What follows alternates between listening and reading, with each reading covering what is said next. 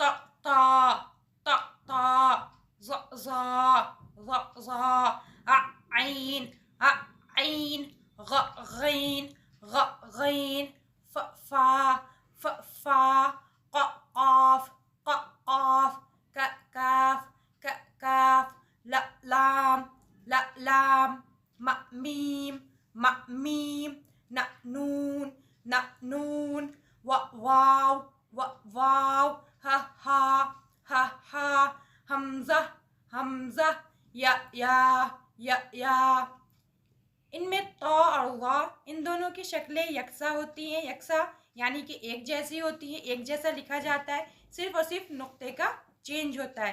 تا نقطے سے خالی اور ظا نقطے کے ساتھ ہوتا ہے۔ عین غین ان دونوں کی شکلیں بھی یکساں ہوتی ہیں، ایک جیسی ہوتی ہے۔ عین بغیر نقطے کی لکھا جاتا ہے، غین کے اوپر ایک نقطہ ہوتا ہے۔